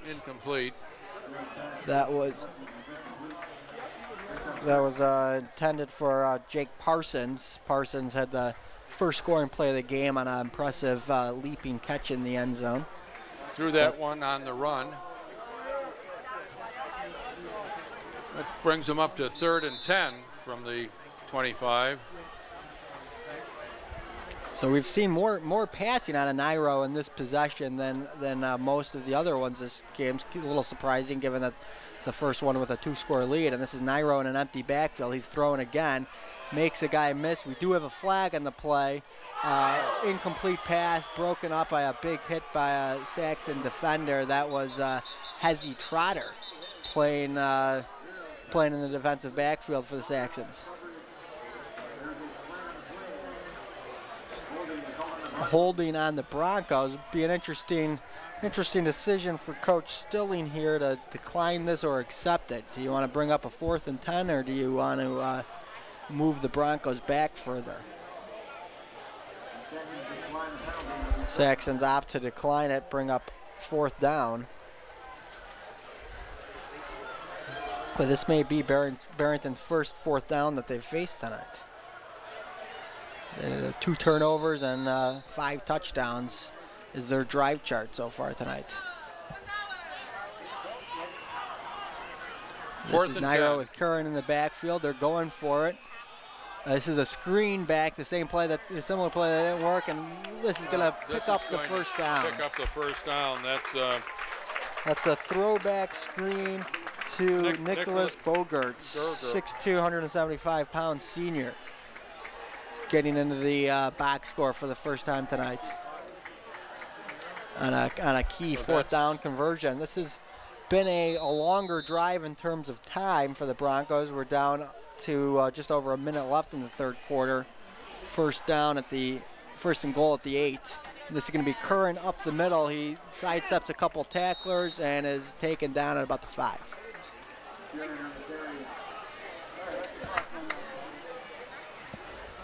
So they go back to that screen pass and successful the second time. So apparently the Bronco coaches liked what they saw on it and felt confident to run it again on a fourth down play. Down here, let's see how many men in the backfield. It's still just Curran and Nairo. I don't believe Nairo's taken a snap from under center. Nairo's going to keep, and he's going to go into the end zone. Little fake to the right, and then he took off to the left, and that was it. Just walks into the end zone practically. Really difficult to stop Nairo in a short yardage situation. He's that combination of deception and power. It's just hard to get him down before he picks up 5 yards. Yeah, just a little bit of a fake. It caused some linemen to lean as if he were going to the right, and he took off for the left, and that was it. And once he commits to that the direction he wants to go, he's decisive with that first step and gets moving in a hurry. So the Broncos have stretched out this lead a little bit now. It's 41 to 20, so 31 seconds left in the third quarter. 21-point lead with we're just about the end of the third quarter. So this game has finally opened up. And this Barrington, and as it's starting to play out here, it's this Barrington offense that just keeps on scoring, you know. And yeah, really the story of the third quarter here is that Barrington's been able to continue converting drives, where Schaumburg here has both of their drives in the second half have gone into Barrington territory, but they've ended up not being able to move deep into Barrington territory and having to turn the ball over on downs once and a punt a second time. So they just haven't been able to keep up with Barrington in the second half the way they did in the first half. This kickoff is going to drift into the end zone for a touchback. Be the Saxon ball, 1st and 10 from their own 20. So this is likely now or never time for Schaumburg to answer here. Down 3 scores right now. Down 3 scores, and it's not only time to score, but Barrington's offense is still out there and could score more. You know, so it gets very hard to catch up once you're down by 3 when you've got an offense like this that is so hard to stop. Yep. You can just Barrington's be outscored. only been stopped with the 2 turnovers. 0 punts, 0 turnover on downs. Ross looking to pass. He's throwing deep. It may have been hit as he throws through. I think he was targeting Anderson there, but the ball fell well short of the intended target. 2nd down and 10. So I would say a deep pass on 1st and 10, not the play selection that Schaumburg would have liked to have to make, especially given how they've been pretty successful running the football. But just over 12 minutes left to play. Barrington with 3 linebackers out there. None of them blitzed. Setting up the screen to Anderson. He has it, and he's going to be taken down after about a 4-yard gain. That'll be the last. I think that was 31, a linebacker for Barrington. That Jake Meyer, I'm pretty sure, made that last tackle, and all 3 linebackers just patrolled that area behind the line. That's going to be the last play of the third quarter. So here we are, 1 quarter left to play here at Gary Schultz Stadium. 41-20, Barrington over Schaumburg in a Mid-Suburban League West showdown, week 8 of the 2017 season. Barrington, after a somewhat stressful, difficult, close start here, has pulled out to a 21-point lead, and they've surpassed their average scoring for this season. They're up at 41. They came in here averaging a little over 38 a game, and so yeah, that the was Barrington offense is just rolling on, and Nairo is rolling on. And a good quarter by the Barrington defense, getting 2 stops, and now Schaumburg looking at a 3rd and 6 here on the first play of the 4th quarter. And I think tonight the Barrington backs, in particular Curran, have piled up a little more yardage than they have in some of the other games. Yeah, Curran has had a very nice night. Michael Curran, 175-pound junior running back.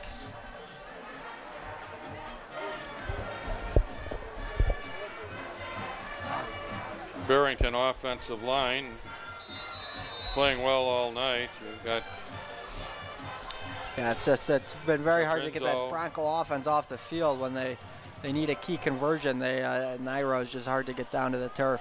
Here's Ross dropping back the pass on 3rd down. He's got Trotter. It's going to be short of the 1st down, however. Taken down at about the 27 or 28 yard line. That's going to bring up another 4th down for the Saxons. And this one, I would think that they'll have to punt. They're just they're down 3 scores. It looks as if they're gonna go for it. It's 4 yards, and down 3 scores. They just can't. They can't. They got 3 receivers to the wide side of the field. They've got to play offense. They can't play defense to catch up. Ross is going to look to throw. He's taken down in the backfield. Sack. And that sets up this powerful Barrington offense with great field position. That's Josh Guskos. Looks like it's going to be on the sack for the Broncos. Gone around the 18-yard line from the looks of it. So a little bit of a desperation 4th down attempt for Schaumburg. Doesn't work out for them, and it gives Barrington an excellent scoring opportunity here with 11:15 left in the ball game at the Schaumburg 18-yard line, already up 21 points.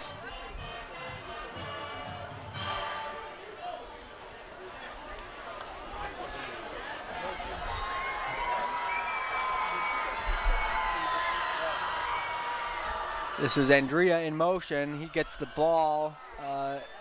Actually, I'll take that back. That's Casio takes the ball in motion for a nice little gain. Looks like he's forced out of bounds at about the 8-yard line. That's going to be 1st down and 1st and goal for the Broncos. Speed and power of this Barrington offense is just taking its toll here.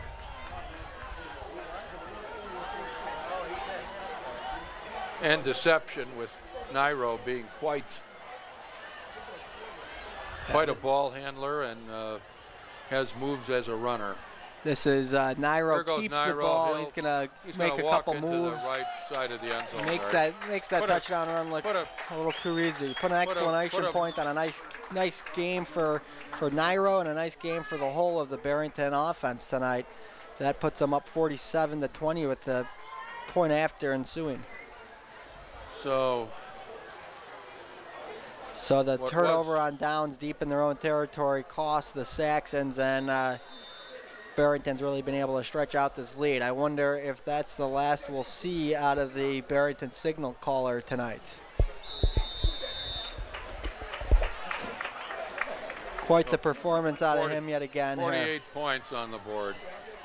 And I think that's quite sure that's the top of the year. Schaumburg had a game against a very, very strong St. Charles North game, first game of the season. I think they gave up about 36 or so. We can check that score quickly. Yeah, they gave up 38 to St. Charles North, the first game of the season. Since then, the highest total has been 28 to both Palatine and Hoffman, and this would be the 2nd highest total for Barrington. Coming close a few other times, but they scored 58 in week 2 against Elk Grove team, and then 47 last week against Hoffman. So it's their second highest total suddenly, or maybe not so suddenly. They've been moving it all night long. Their companion here tonight, Schaumburg, just simply couldn't keep pace. They went toe-to-toe and matched them touchdown for touchdown in the early going, but Barrington is starting to run away with it right now. 48-20 with 11 minutes to go in this game. A short kickoff fielded by Schaumburg. They're going to have a nice field position here. That's received by an up back, and he makes a nice little move to get out to the 40.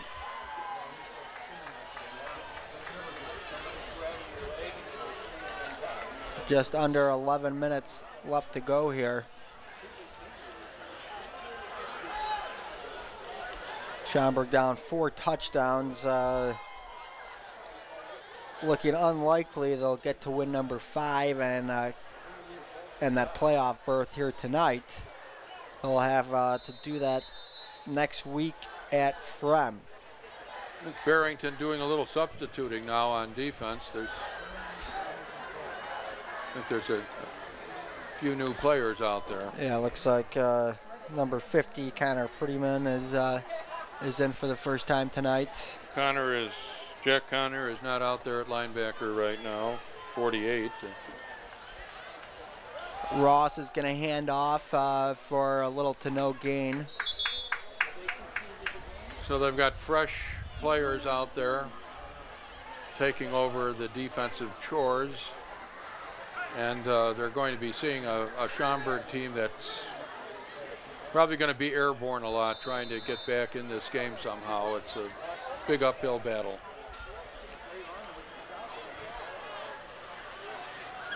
This is going to be up the middle again. This is handed off to Gio on consecutive plays. Is going to set up a third and 11. So this Barrington defense has really tightened up here in the second half, and even more so as the second half is worn on. So whatever type of adjustments the coaching staff made at half certainly appears to have been successful. Also helps when your offense is scoring every time they have the ball. Here's a swing pass to the outside. Good short, gain, but going to be short for a first. Close but short. Probably about a 4th and 1, 4th and 2 situation coming up here.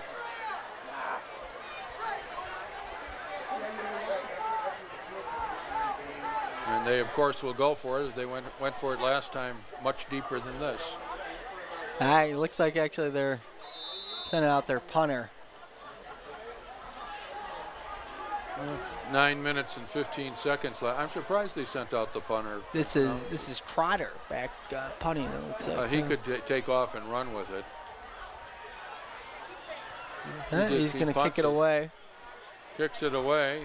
And this is Andrea for the Broncos. Fields it cleanly and taken down for a short gain. So Barrington takes the ball back, and there's 8:56 remaining in the game. Barrington ahead by 48 to a commanding lead now, 48-20. Looking as if we have, let's see here. It looks like Ray Nairo is not taking the field for the Broncos here. They're going with backup quarterback, I think Brad Koenig. End around run. This is Casio, and he's not going to pick up much. So he wiggles through for about a 4-yard gain. Correction on that QB. We got Michael Bedard, 6'2", 180-pound junior, in for the Broncos here.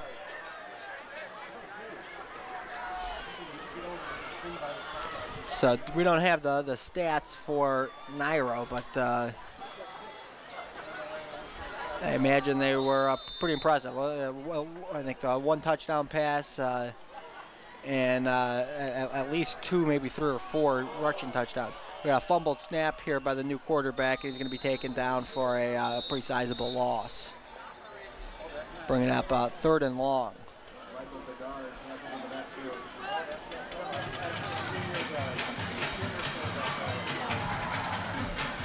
So the air is a little bit out of this game with the 4-point score and for the four-score game, and the backup, some of the backups in for the Broncos here.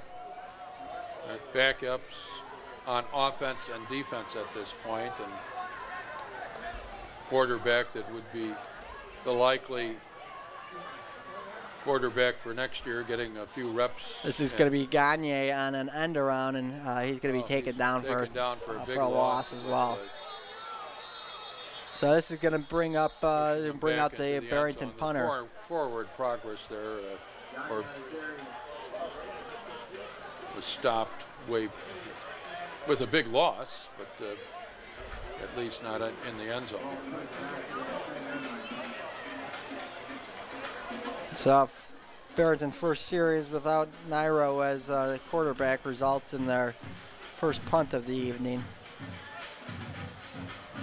Here comes the punting team on the field for Barrington. We're under 7 minutes now in the game. Clock still ticking away. Actually, it looks to be the backup quarterback. Bedard is punting out of the end zone. Slow to get that punt off, and it's a short punt. This is going to be good bounce with no return. It's bounding all the way down to about the 42-yard line of Schaumburg. So that punt wasn't a pretty punt, but it ends up working. Yeah, it hit the ground and rolled. So put Schaumburg back to their own 42.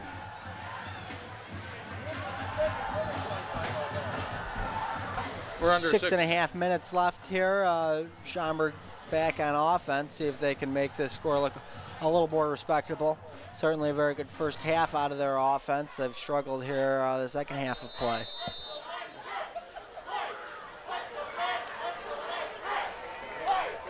Four-score game with only 6 minutes and 23 seconds left. But certainly difficult to keep up with really the near perfection that Barrington's offense played with. This is Ross on a swing pass to Anderson. He's going to make a move and pick up a decent gain here.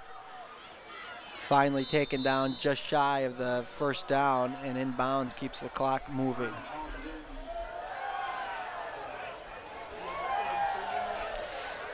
So Barrington wraps up their regular season with Conant next week.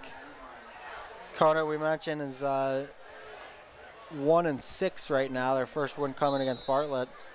However, they've played a lot of close ball games, a lot of low-scoring ball games.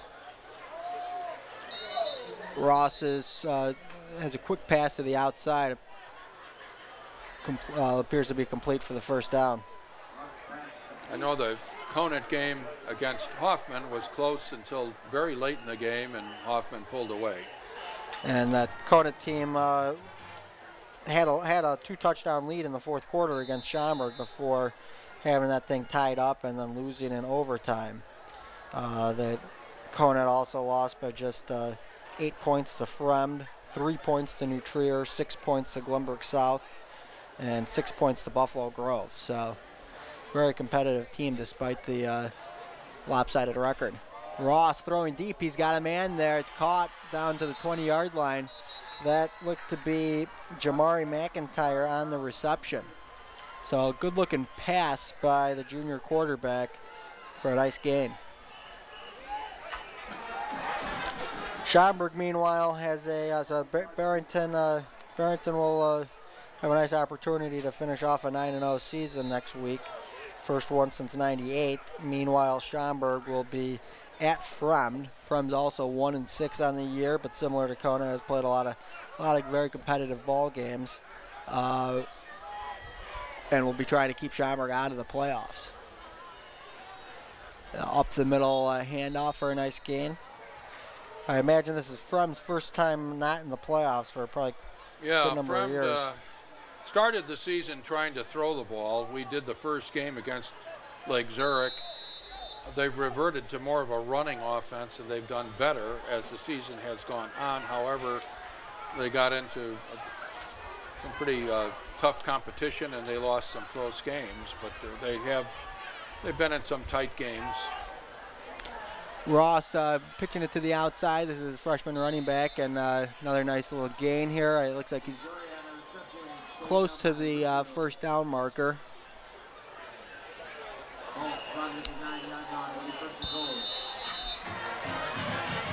First and goal for the Saxons here. Nice drive, mostly through the air here. Ross in the pistol formation here. Passing again. Picked off. Oh, it's picked off right at the goal line, and room ahead of the Barrington defender. Oh. Tripped up ultimately at the 30-yard line. That looked to be Matt Rizzio, 5'10", 145 junior cornerback on the interception. So seems as if Ross didn't see Rizzio cutting across, and that was an easy interception for Rizzio, and a nice little return out to the Schaumburg 28-yard line.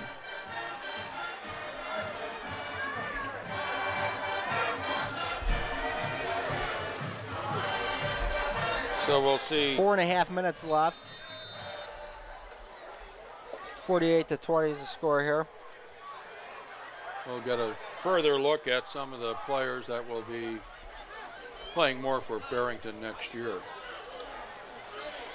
Stacked up for about a 4-yard loss there, the inside handoff. Should be a different look Barrington team next year without Nairo. Unlikely that be able to have that type of running production out of the quarterback position again. Yeah, they'll have to rely more on the pass and perhaps a power runner right up the middle, different ways to move the football. But they're hopeful to have a lot of football left ahead of them here this year. Sanchez at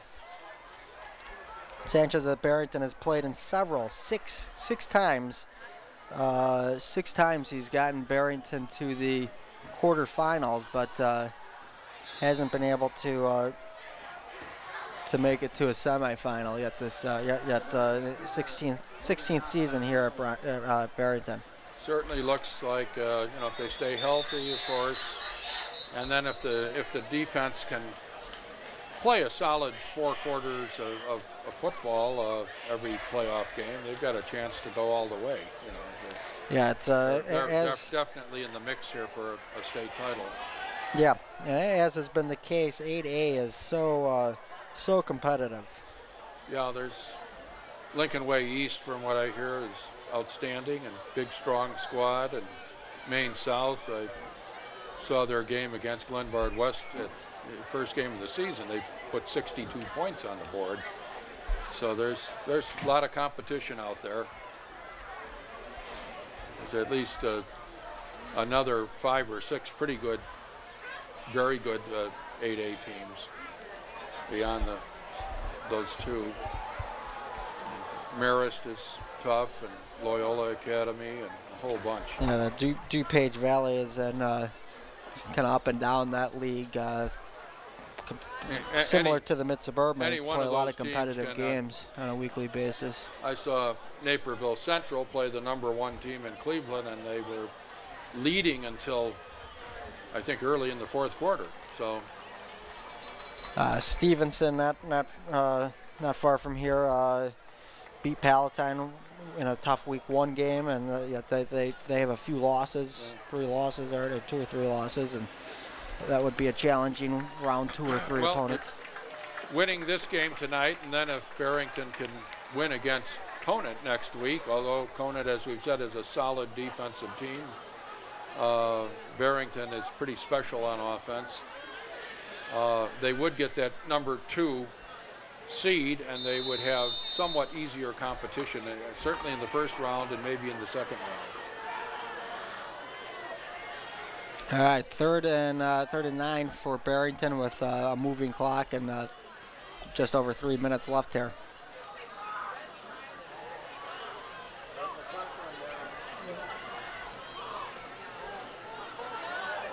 All right, outside handoff, nice gain here. Gonna pick up the first down, however, a flag comes in, looking as if that would be a holding penalty to negate this first down run. That's what it, indeed what it is. So they'll have a long way to go.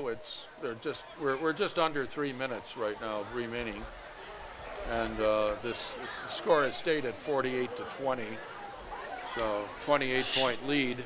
Schaumburg with a little bit different look this season, going with more of a gold instead of a yellow as their color, and also no logo on the helmet, just the maroon helmet. More of a simple throwback type look. Here's a third and 19 to go for Barrington. Run a quarterback keeper up the middle, and a quarterback's going to break free and going to be close to this first down. I think he's going to be a few yards short, but a nice effort there by the backup quarterback, Michael Bedard. A little bit bigger than the starter. He's 6'2", 180.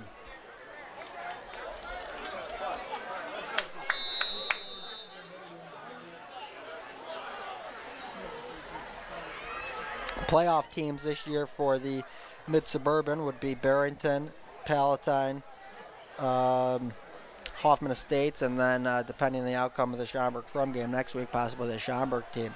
Hoffman Estates will be in 7A. That should be a dangerous team in that division.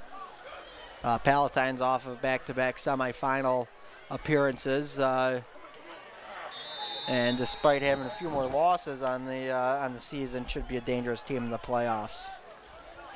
Palatine playing a really tough schedule this year. They had Stevenson and losing to Stevenson by a score, and Maine South by a field goal, and Barrington by 2 points is not something to be too terribly worried about. Those are three powerhouse teams that they were within easy striking distance of taking out. So Palatine's going to have another good entry into the playoffs. As we mentioned earlier, Mid-Suburban hasn't had a state finalist since the Schaumburg program did it in '99. I think that's something that would make the rest of the league excited. And I'd say Barrington and Palatine and maybe even Hoffman Estates have a shot at it this year. They haven't had a... That's this specific conference, of course. Prospect that's and the others. The West Division. Yeah, the West Division hasn't had since '99. The Prospect over in the East won 3 state titles in the early millennium years. So we're down to a minute and a half, 2nd and 11 for Schaumburg. Still scoreless second half for Schaumburg, despite that they have moved the ball at times, but haven't been able to finish off some drives. And certainly Barrington defense has played a much better second half. It's a stout tackle by Hayden Kraus. They took away that basic running game in the second half. In the first half, there were a lot of 6 and 7 yard off tackle runs by Schaumburg, and that was taken away. Yeah, and they've limited the quarterback run a little bit too in the second half. I think the linebackers have been run conscious, just looking and reading for the run this half, and they've been there to greet the ball carrier over and over Looks again. like we're going to get a knee out of Schaumburg, and that'll be the end of this ball game. That'll do it. So the clock ticking down to the final seconds. Teams are going to shake hands. This one's in the books. Barrington Broncos 48, Schaumburg Saxons 20. Barrington moves to 8-0 on this season here, 2017. 8-0. And this drops the Saxons to 4-4. Pivotal game for their playoff hopes against From next weekend. Any closing thoughts? Well, real big game, as you say, for Schaumburg next week. It's they have to win that one. If they win that one, they're in the playoffs. And meanwhile, Barrington looking to get their first 9-0 season since '98. That would be an accomplishment in and of itself. First 9-0, and if they can do that, according to the point system and everything that I've looked at, they would get the second seed in Class 8A. So this is a competitive ball game, a very back and forth tight first half gave way to a much improved defensive effort by Barrington in the second half, and their offense was tough to stop, and they pulled away in the second half. Barrington 48, Schaumburg 20. So that's it tonight. I'm John Anderson along with Eric Anderson. Enjoyed the game out here tonight, and that ends it with Barrington winning 48-20.